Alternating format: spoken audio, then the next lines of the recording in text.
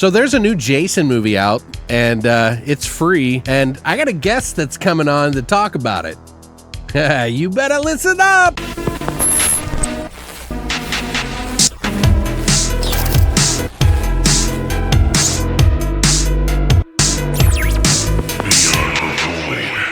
What's up, guys, and welcome back to Beyond the Void. My name is Alex, and today we have a special guest with us. It's Frank from Frank's Media and Reviews. Welcome. What's going on, Alex? Thank you for having me, man. I appreciate you coming on the last minute. We kind of had a really quick conversation, a very jumbled, funny one. And I was like, hey, you got to come on because we're going to do a review and spoiler section of Sweet Revenge, which is the Jason Universe movie or short fan film. Who knows? But we got to check it out. It's about 13 minutes long. We're going to do a spoiler free first, so, don't worry about that. But it's only 13 minutes. If you want to check it out, I'll put a link down below for you guys to watch it, and then you can come back and watch our spoiler section. But I'm going to do both in here because I feel like we should. So Sweet Revenge is a short film that was done by Mike P. Nelson, who has done the Wrong Turn reboot, The Domestics, and he's going to be doing the Silent Night, Deadly Night reboot, which looked really good too. The trailer for this was amazing. It is essentially about a group of teenagers that arrive at Camp Crystal Lake, but one thing they don't know is about this place.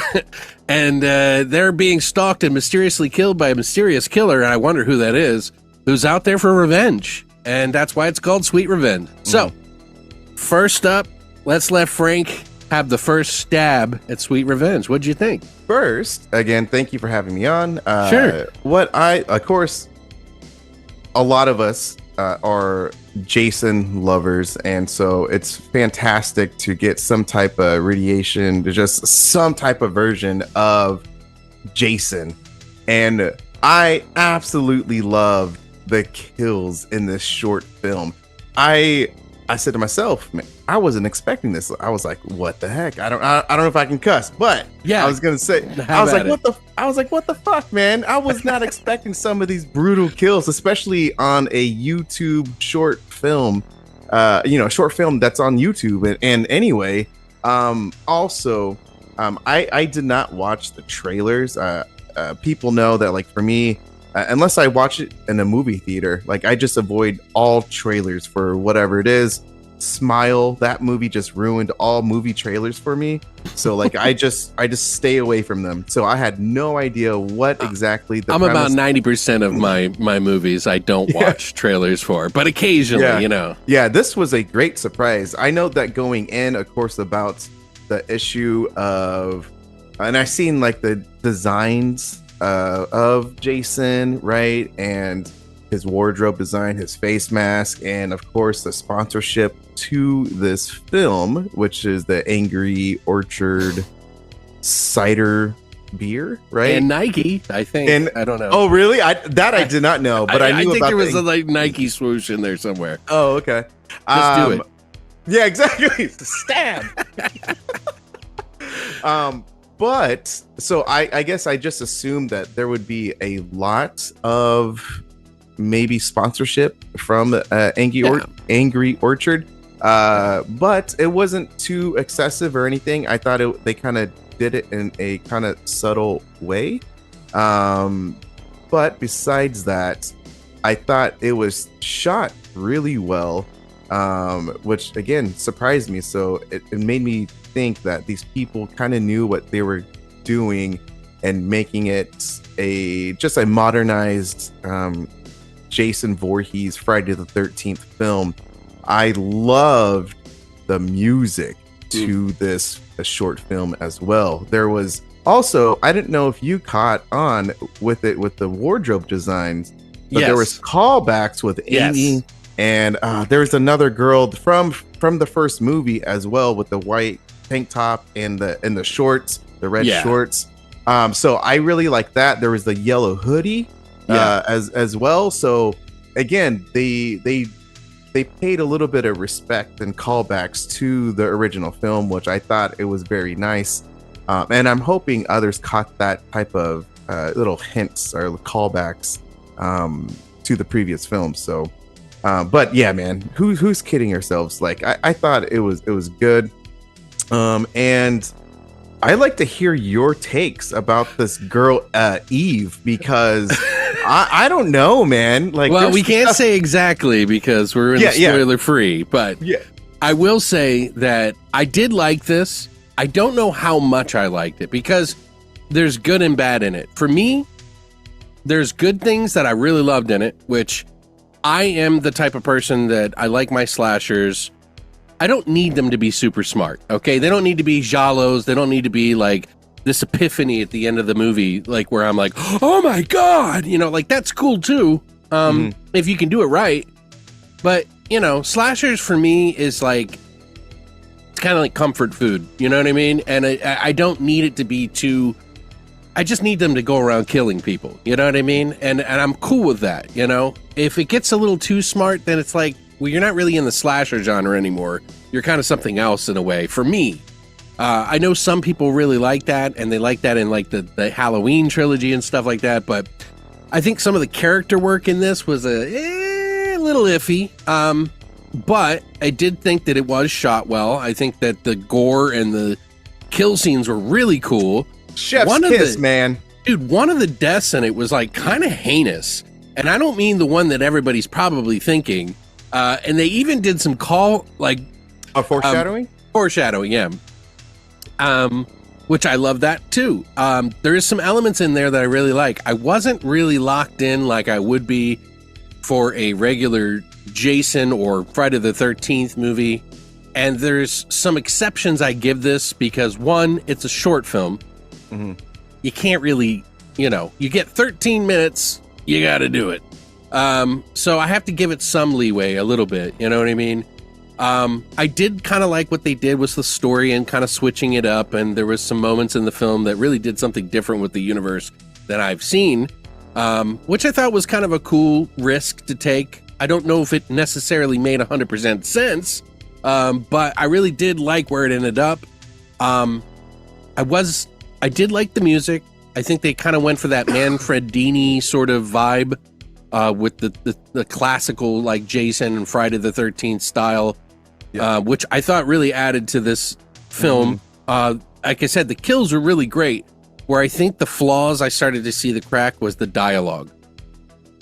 I didn't really think it didn't need to be really super heavy, but it just, I don't know. I think I was judging in my mind while I was watching it.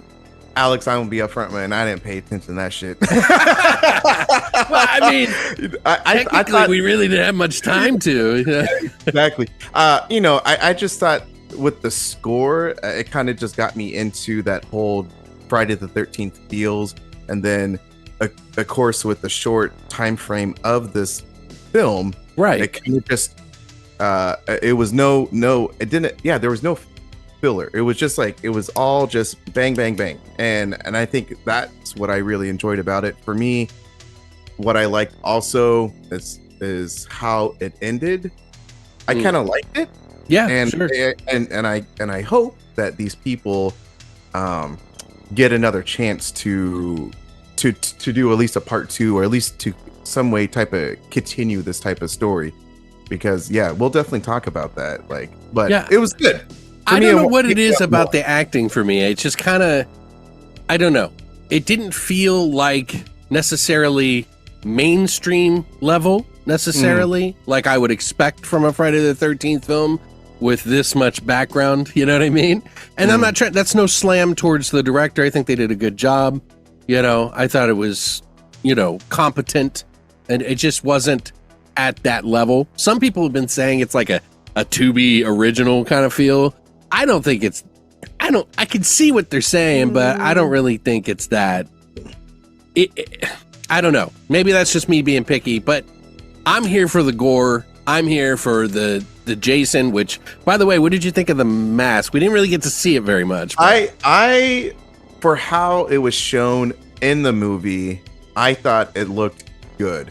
Part of it was because, of course, it happened during the nighttime scene, so they covered it, right? Light behind instead of in front. Yeah, exactly. So, I think I was surprised. I did like the design. I'm used to like seeing that what we've been shown, right? That like kind of like it doesn't feel anything. Like it's just kind of like AI generated BS. Like, I mean, if I had a choice, it probably wouldn't be that mask, honestly. But I really don't care that much. Like, I'm not that opposed to it where I'm like, oh, that franchise is dead now, whatever. I just want to see Jason go out and kill. I do have high reverence for this franchise. It's probably my second favorite slasher, just behind Freddy. Like, Freddy's my favorite.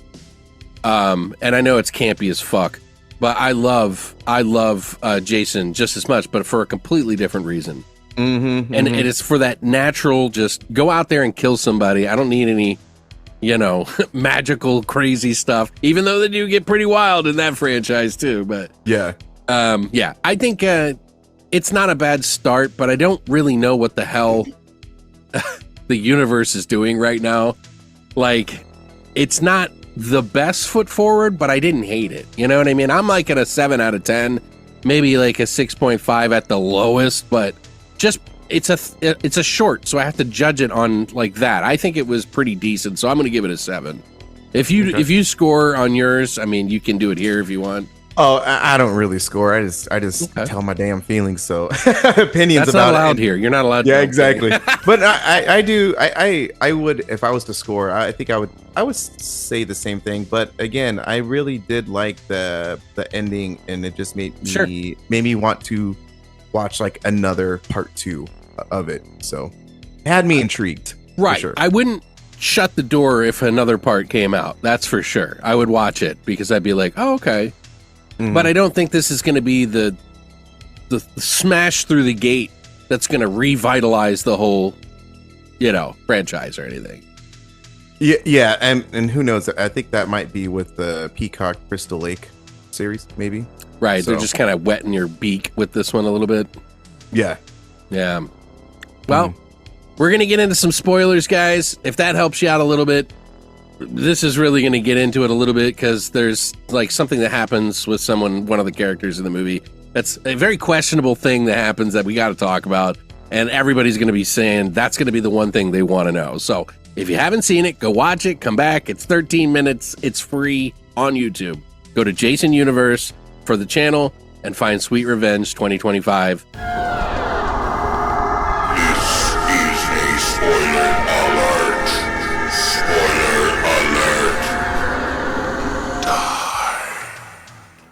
What do you want to say, spoiler wise, that you think that you really got to bring up? Do you want to talk about the kills first, or do you want to talk about the hook or the No, twist? man, we're fucking get into it. So like, Okay. yeah, man, come on, man. People know me. I'm no bullshitter. So yeah, man. Like I think like Eve, the way that her whole makeup design was, right? I think she was. I think she was dead. No, yeah. Please do. Yeah. So, because we're in spoilers. So, yeah. What the hell, guys? So, you're fucked if you stay. Yeah, exactly. What the fuck, Frank? So anyway, no, I think she's dead because there's a thing that happens towards the very end of it where she sees like her boyfriend cheating on her. The girl like escapes. But when's the moment that she dies? Because I think it's when she gets pulled into the lake. Oh, right? for sure, 100%. Or is it when she's on the deck? Because she's like trapping her foot, and he's like, "I'll come out with my, well, who said you need a swimsuit?" And it's like, oh, okay, well, then what happened? And then it just jumps to her being in a boat. Yeah,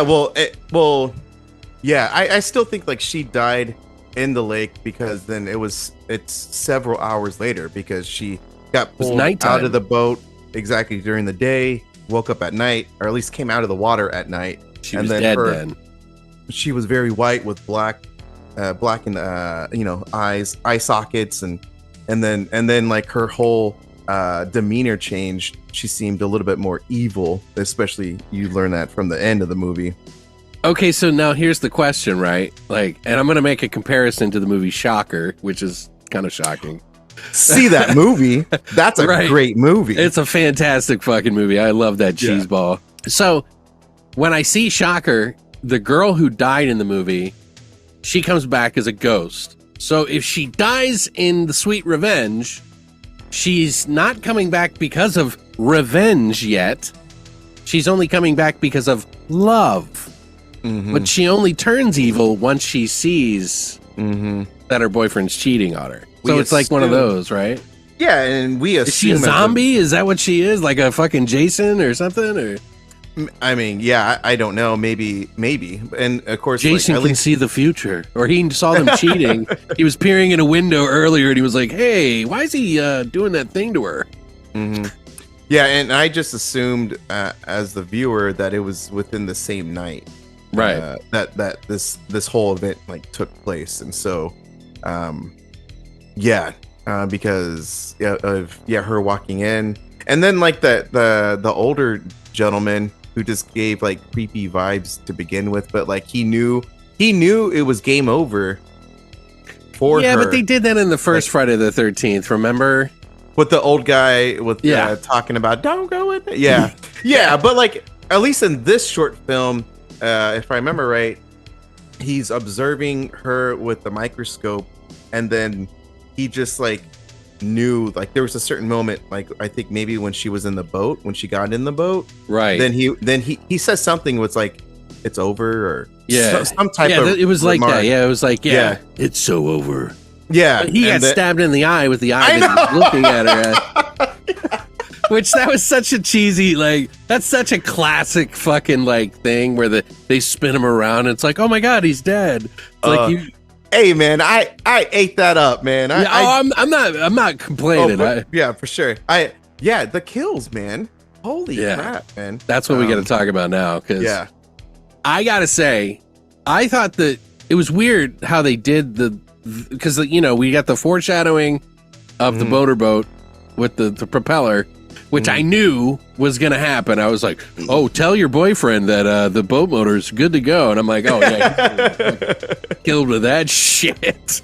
And that scene is funny as hell when he's trying to escape the house and then bam, like right on his chest. Yeah. You know what it reminded me of? It kind of reminded me of Dead Alive when the zombie gets the guy goes up to the door. He's like, hey, what the hell? And it falls on his chest and then they rip him open or whatever. Oh man. But the thing I loved is like he throws her through the window, which looked really cool. Why the hell was the guy like, I'm gonna go leave even though someone threw you through the window to get help? And then the door cracked.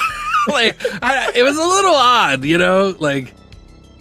But yeah, so when the camera goes, it's just showing the motor and the blood everywhere, but not the face. And so we catch it about halfway through, and that's when you see the macaroni and cheese coming out of the hamburger helper, probably more so. Yeah, that was cool. And then of course when she's walking to the home, I believe the coat hanger, the clothesline with all the oh, that's right. Yeah, I was like, damn, I was not expecting this, because it was like some pretty graphic bodies, man. Yeah, it's like, I don't know, is Jason into jerky or like what's I loved it, man. I know, I love it too, but a little display. If you think about it, like, why is he doing that? And who are these people? Because we never saw them in the beginning. I guess we did see the couple. Yeah, because there was two people on the lawn chair too, with they're laying like this, right? Yeah, and this was a camp that was like a Airbnb, but it was like a camp for everybody, so you could get a cabin, and the old man was like there too. So I guess it was just like a bunch of people were staying there, and that's why. Yeah, possibly. They didn't really go into it, but like at least I don't remember. So you're doomed. Yeah, exactly. You're all doomed. Oh shit! Did you like the part where I don't know why this is so weird. So she sees him cheating. It's like this awkward moment, which I thought was a really cool idea to throw her through right at that moment. But then she like grabs onto Jason's leg, and we're like, wait, let him go, let him do his business. Like she deserves it. You know what I mean? Like. She grabs the lady who was cheating, throws her over the table, and then grabs the fucking apple slicer. And she stabs him in the back. Oh, Yeah. no. Oh, wait. No, she does. He gets stabbed on the floor because Jason's like, "Don't fucking grab my leg," and stabs her in the chest, right in the abdomen area. Right. And then she pulls it out, and then with the apple slicer or whatever it is. Dude, And that then- scream was fucking top notch. Her scream, I was like, "Holy shit!"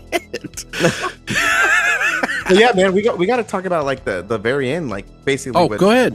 Right afterwards, what I was mentioning before is that how both of them escape, and then she just has that urge to basically end her, like end the girl, and so yes, I wasn't expecting that at all.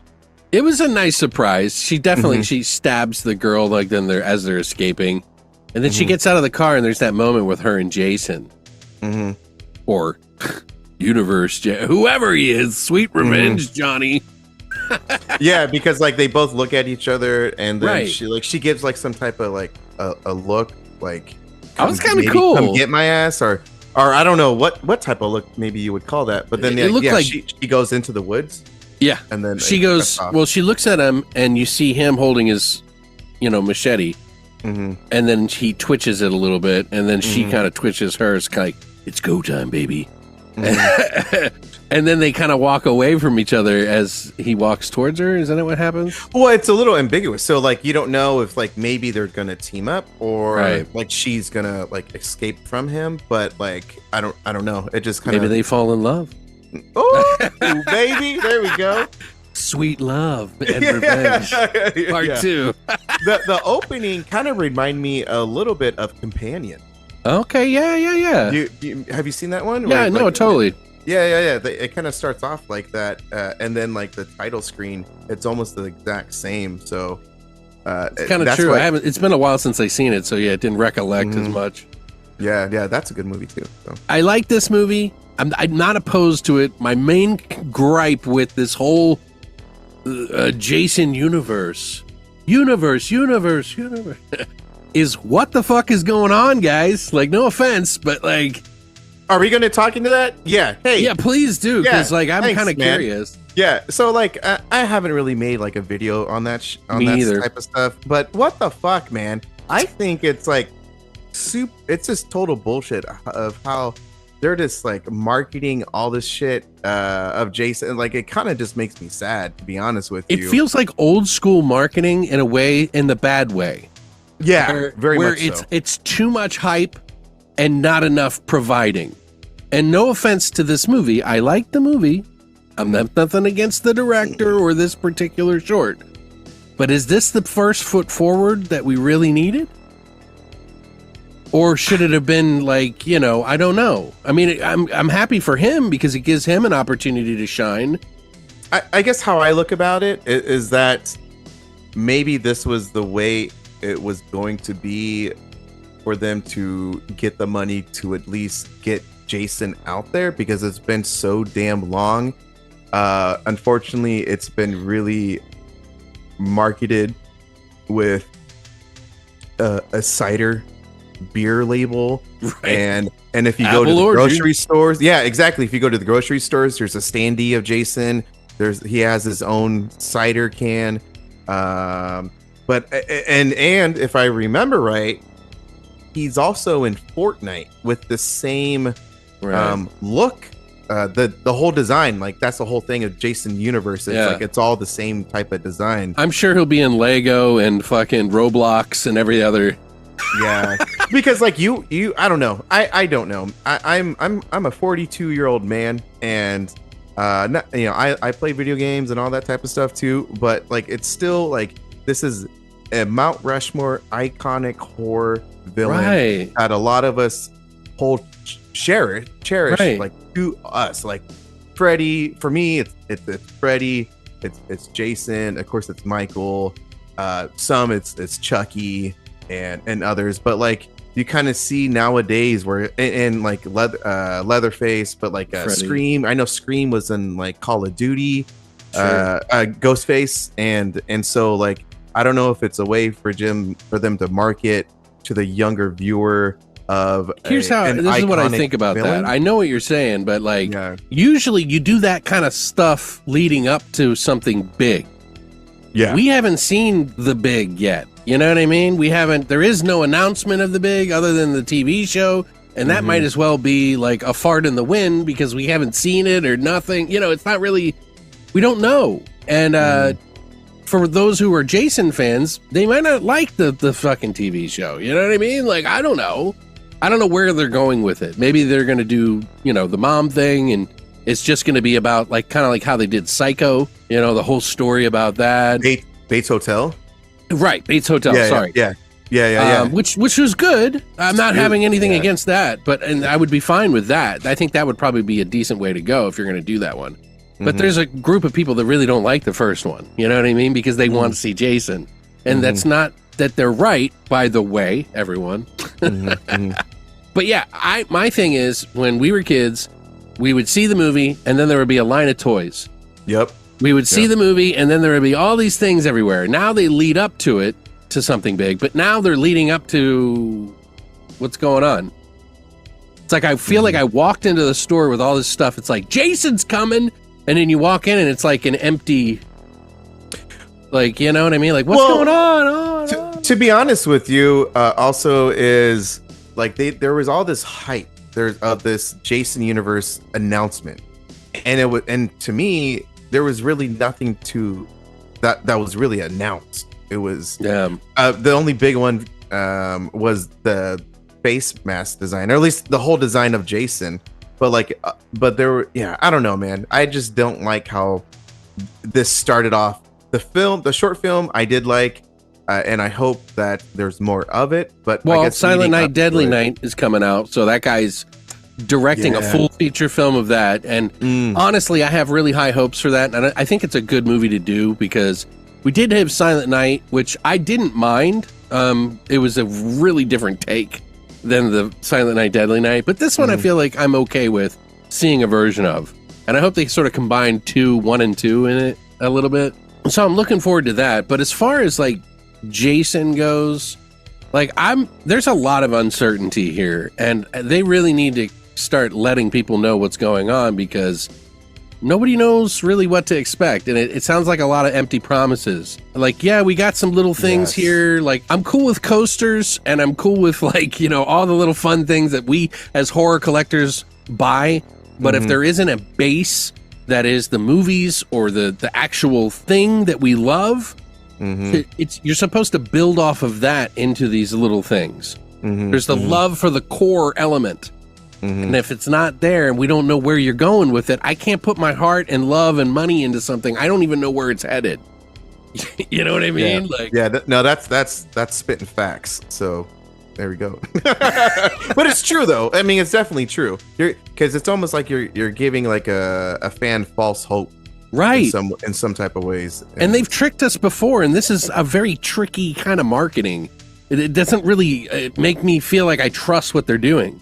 No offense. Like, it's just, we're all hoping for the best here, guys. And I hope you take this as good criticism, but we really, Well, for, again, like I'm, a physical media based as a creator and fan. And of course, but like for the past year, we've gotten some amazing 4K transfers from Arrow Video releases of those of Jason, of Friday the 13th. Remake of Jason Goes to Hell, Jason X. So there's like some type of momentum, a little bit, talks about the franchise. And then it, of course, with all this talk going on with like the series and everything, but it's been such like a long time in general.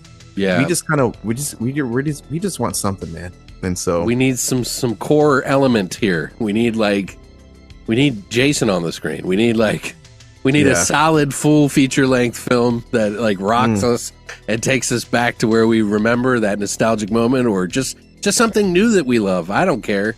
But I have a feeling that there's too many hands in the pot. That's what it feels like. Yeah, maybe too many CEOs in the pot. Yeah, like too many ideas from too many different people. and they just need a James Gunn to kind of run the shit. You know what I mean? Like one of those kind of things. Singular person. Yeah, right. yeah. Someone to make the decisions and like get on with it. You know what I mean? Yeah, you don't want it to be like the Star Wars movies. Yeah, exactly. So for sure, I 100% agree with you on that one, Alex. Appreciate it, man. Yeah, no, guys, let us know what you think. Just understand, we're fans first, and even if you are somebody that worked on any of these films or anything, just know we're just speaking from the heart here, and we love this stuff. We want it to be successful, everything of it. You know what I mean? So I really appreciate you coming on, Frank. Frank and I are going to be doing something else here in the future with Asian horror. Heck yeah. Might as well let them know if they paid attention this far, you know what I mean? Exactly. To our inane bullshit. But yeah, it was a huge pleasure to have you on, man. I love having you on here, having a talk and sit down. So thank you for that. And guys, please follow Frank's media and reviews. It's a link down below. He won't let you down. Guy's always got some really great material. He's always has a lot of like physical media. As you can see behind him, he is no slouch. So, you know. Alex, thank you so much, man. You know, you're awesome. And as your viewers know, of course. But yeah, man, I'm excited to talk about Asian horror, man. Like that's going to be fun. You know, we already talked a bazillion times. Like that's our love. Like part of our love within the horror genre are those Asian horror films, the weird, crazy stuff. Yeah. So be on the lookout, guys. We have another person that's going to join us too. This is something we've been planning for a very long time, and we're finally getting to the end of it. I'm going to be on his channel doing a live here soon, so be sure to follow him, and we'll be on there talking about some. I don't know. We don't know yet. Well, I won't say yet, but I think it might be Asian horror, but we'll see. But anyway, guys, thank you for watching. Thank you for sharing this content and liking it. We'll see you next time. And thanks for coming by, and long live the void.